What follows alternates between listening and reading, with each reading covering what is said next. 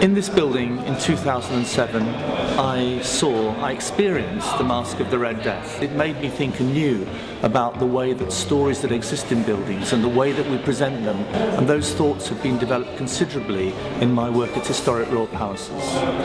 In this building I created a bedroom for the One-on-One Festival and performed to 220 people. It was really nice actually being given the opportunity to prove myself here, because a lot of companies before didn't give me that chance. In this building I gained a lot of self-confidence as a performer.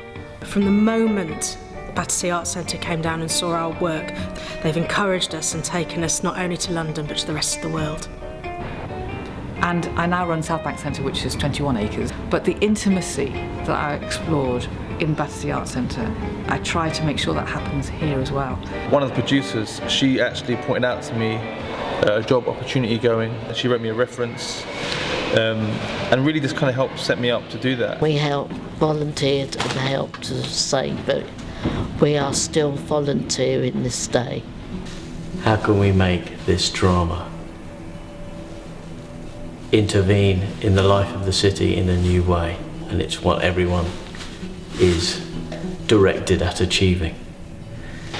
In this building I never feel as if I'm seeing the theatre of the past, I feel as if I'm watching the theatre of the future.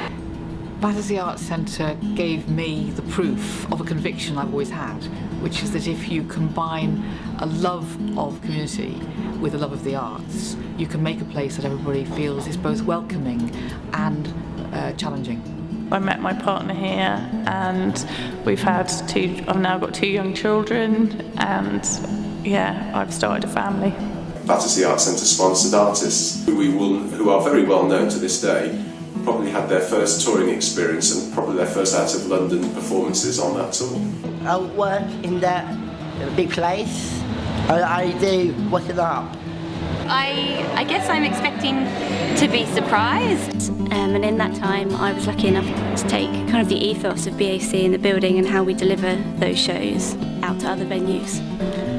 In this building, all parts of buildings are incredibly theatrical. It's informed to a huge extent the subsequent work I've done. And I'm standing now in the place where I met a man called Adrian Kohler. And really, without that chance encounter in this room at the Battersea Arts Centre in 1995, you could say Warhorse would never have happened. This building is forever changing and transforming and developing and advancing. It's for everyone.